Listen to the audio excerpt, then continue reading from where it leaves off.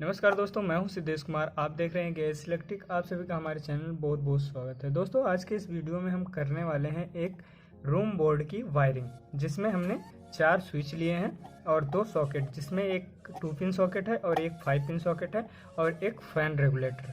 तो इन्हीं की हम वायरिंग करते हैं। सबसे पहले हम देखते हैं बैक साइड में ये हमारा है फैन रेगुलेटर और ये है हमारा फैन के लिए यूज होने वाला है स्विच। और यहाँ पे हमारे 3 स्विच और है, जिसको हम इस सॉकेट के साथ कनेक्ट करेंगे और इस सॉकेट के लिए हम इस स्विच को यूज करेंगे। बच जाता है हमारी एक स्विच, तो इसे हम लाइट के लिए यूज कर लेंगे। तो सबसे पहले हम देखते हैं कि हमारी घरों में यूज होने वाली सप्लाई कितने वोल्ट की होती है। तो हमारे घरों में यूज होने वाली अधिकतर 220 वोल्ट यूज होती है, जिसमें एक फेज और एक न्यूट्रल होता है। यदि हम फेज और न्यूट्रल के साथ चेक करते हैं तो हमें 220 से 30 वोल्ट मिलता है, जिससे हमारी सारी घरेलू उपकरण ऑपरेट होती हैं। हमारी घरेलू उपकरण को ऑपरेट करने के लिए 220 से 30 वोल्ट की आवश्यकता होती है, जिसमें टेलीविज़न, फ्रिज वगैरह वगैरह सभी आ जाते हैं। तो अब हम वायरिंग करने से पहले कुछ बातों को ध्यान में रखते हैं कि हमें सभी उपकरण को फेज और न्यूट्रल देना है, जिससे वो काम करेंगे। और फेज और न्यूट्रल को कभी भी एक साथ कनेक्ट नहीं करना है, नहीं तो हमारी सर्किट शॉर्ट हो जाएगी और वायरिंग हमारा सारा जल भी सकता है। तो इन दोनों बातों को हमें ध्यान में रखना है। यदि हमारी इसमें केवल फेज आ जाती है सॉकेट में, तो ये हमारा वर्क नहीं करेगा। और यदि हमारी न्यूट्रल आ जाती है तो भी हमारा ये वर्क नहीं करेगा। कहने का मतलब है, हर एक उपकरण के लिए हमें फेज और न्यूट्रल की आवश्यकता होगी, जब भी वो वर्क करेगा। और कभी भी न्यूट्रल और फेज को शॉर्ट सर्किट नहीं होने देना है, एक साथ कनेक्ट नहीं होने देना है। तो चलिए सबसे पहले हम करते हैं इसको वायरिंग में हम यूज करने वाले हैं एक ब्लैक वायर को और एक रेड वायर को।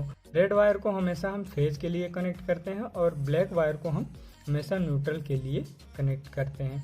और एक बात का और ध्यान रखते हैं हम कि हमेशा स्विच के साथ फेज वायर ही कनेक्ट होगी, न्यूट्रल वायर नहीं होगी। तो चलिए शुरू करते हैं। जैसा कि हमने कहा, स्विच के लिए हमेशा फेज ही कनेक्ट किया जाता है। तो सबसे पहले हम सभी स्विच के एक टर्मिनल को हम फेज से कनेक्ट कर देते हैं। तो यहाँ पे हमारे 3 स्विच हैं, तो हम तीनों स्विचों को यहाँ से हम फेज से कनेक्ट कर देते हैं। ये हमारी वायर है, इसको हम यहाँ से छील लेंगे, इसके इंसुलेशन को हटा लेंगे और इन तीनों निचले टर्मिनल को एक साथ कनेक्ट कर देंगे, जिससे तीनों स्विच में हमारी फेज सप्लाई आ जाती है। तो अब हमने यहाँ पर छिलकर रेडी कर लिया है, तो इसको हम ट्विस्ट कर देंगे और ट्विस्ट करने के बाद में इसे इन सभी टर्मिनल्स में हम कनेक्ट करेंगे। अब हमने 3 स्विच में फेज को कनेक्ट कर दिया है। अब मेरा रह जाता है एक स्विच और, तो इसे हम यहाँ से काट कर यहाँ पे कनेक्ट कर देंगे। तो इसे हमने काट लिया है और इसको छील के यहाँ से कनेक्ट कर देंगे।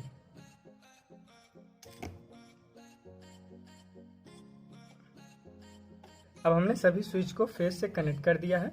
अब मेन फेज को हम, जो हमारी बोर्ड में सप्लाई आती है, मान लीजिए ये हमारी सप्लाई है, जो मेन फेज वायर है, तो इसको हम यहाँ हम कहीं भी कनेक्ट कर सकते हैं। तो इसको हम यहीं पर कनेक्ट कर लेते हैं।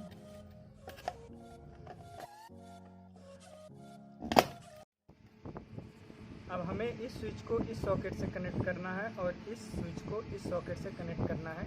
तो यहाँ से हम फेज वायर को इसमें और यहाँ से फेज वायर को इसमें कनेक्ट कर देते हैं। तो चलिए कनेक्ट करते हैं।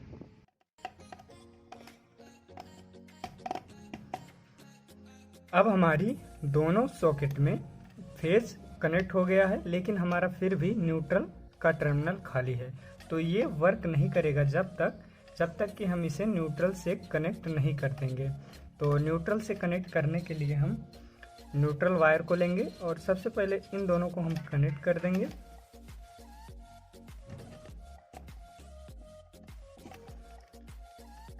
अब हमारी दोनों सॉकेट न्यूट्रल से कनेक्ट हो गई है, लेकिन हमारी जो मेन न्यूट्रल है वो अभी कनेक्ट नहीं है। तो न्यूट्रल के लिए हम न्यूट्रल वायर को कनेक्ट करेंगे। तो न्यूट्रल वायर के लिए इसी मेन लाइन के साथ एक न्यूट्रल वायर आएगी, जिसे हम न्यूट्रल से कनेक्ट करेंगे। तो हम इस पॉइंट पे या इस पॉइंट पे कहीं भी हम इसे कनेक्ट कर सकते हैं। तो इसे हम यहीं कनेक्ट कर देते हैं।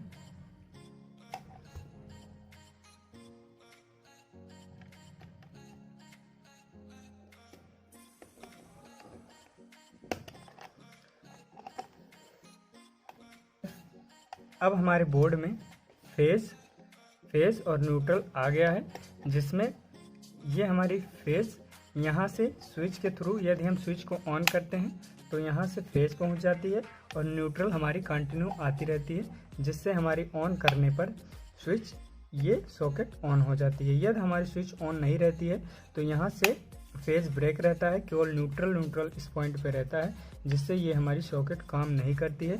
इसी तरीके से इस सॉकेट को भी ऑन ऑफ करने के लिए हम फेज को यहाँ से ब्रेक कर देते हैं। इस स्विच से हमेशा हमारी सॉकेट में न्यूट्रल रहती है, और यदि हम इस स्विच को बंद करते हैं, ऑफ करते हैं, तो यहाँ से हमारी फेज ब्रेक हो जाती है, जिससे हमारी इस सॉकेट में केवल न्यूट्रल रह जाता है, फेज नहीं आता है, और जिससे हमारी 220 वोल्ट नहीं बन पाती।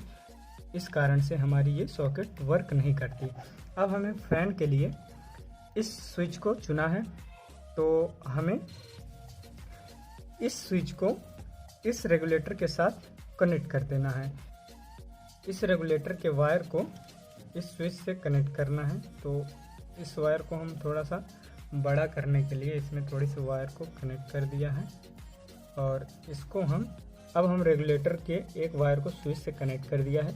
जब हम स्विच ऑन करते हैं तो ये फेज सप्लाई यहाँ से होते हुए इस फैन रेगुलेटर से होते हुए यहाँ तक आ जाती है। यदि हमें फ़ैन को कनेक्ट करना है तो फ़ैन के फेज टर्मिनल में इसे हम कनेक्ट करेंगे, और यहाँ से हम इस पॉइंट से या इस पॉइंट से हम न्यूट्रल को कनेक्ट कर देंगे। इस तरह से यहाँ से हमें फेज मिल जाएगा और यहाँ से हमें न्यूट्रल मिल जाएगा, इस वायर से हमें न्यूट्रल मिल जाएगा। तो अब जब हम इसको कम या ज़्यादा करते हैं तो यहाँ से हमारी वोल्टेज कम या ज़्यादा होती है, जिसके वजह से हमारी फ़ैन स्लो और फास्ट होती है। इसी तरीके से मान लीजिए हमें कोई बल्ब को कनेक्ट करना है, तो सबसे पहले हमें बल्ब को एक न्यूट्रल पॉइंट से एक वायर को कनेक्ट कर देना है, और जो हमारी बचती है दूसरी वायर, इसको हम यहाँ से कनेक्ट कर देंगे। तो न्यूट्रल ऑलरेडी हमें हमेशा डायरेक्ट मिलता रहेगा, और जब हम इस स्विच को ऑन करेंगे तो यहाँ से इसकी सप्लाई बल्ब में जाएगी, जिससे वो ग्लो करेगा, और जब हम इसे बंद कर देते हैं तो सप्लाई यहाँ से ब्रेक हो जाती है, जिससे हमारी बल्ब बंद हो जाता है, यानी कि ग्लो करना बंद हो जाता है। तो दोस्तों अब हम एक ट्रिक को देखेंगे जिसमें हम बोर्ड की वायरिंग या हाउस वायरिंग कोई भी वायरिंग हो बहुत ही आसानी से कर सकते हैं। तो चलिए देखते हैं। जैसा कि हमने पहले भी बताया है कि किसी भी उपकरण को हमें ऑन करने के लिए फेज और न्यूट्रल की आवश्यकता होती है। तो मान लीजिए हमारे पास 10 से या 12 उपकरण हैं। जैसे एक रूम में कितने भी हमारे पास पॉइंट हों, तो सबसे पहले हमें क्या करना है, सभी पॉइंट्स के न्यूट्रल को नज़दीकी न्यूट्रल पॉइंट से हमें कनेक्ट कर देना है न्यूट्रल को, और बच रही है फेज़, जितने हमारे उपकरण हैं सबके फेज़ बच जाएंगे, उसको हम लाके स्विच से कंट्रोल कर देंगे। स्विच के निचले वाले सभी टर्मिनल को हम फेज़ दे देंगे, ऊपरी वाली टर्मिनल से उन वायरों को कनेक्ट कर देंगे। तो ऐसा करने से ये होता है कि हमारी न्यूट्रल सभी उपकरण को परमानेंट पहुंचती रहती है, और जब हम ऑन ऑफ करते हैं तो यहाँ से हमारी फेज़ पहुंच जाती है, जिससे वो हमारा उपकरण वर्क करने लगता है। तो बेसिक सा कॉन्सेप्ट वायरिंग का यही है, और यही सब कुछ है। तो दोस्तों आपसे रिक्वेस्ट है, प्लीज़ हमारे चैनल को यदि आपने सब्सक्राइब नहीं कर रखा है तो प्लीज़ सब्सक्राइब करिए और हमारे वीडियो को शेयर करिए। तो मिलते हैं इसी तरीके के अगले नए मज़ेदार वीडियो में, तब तक के लिए जय हिंद।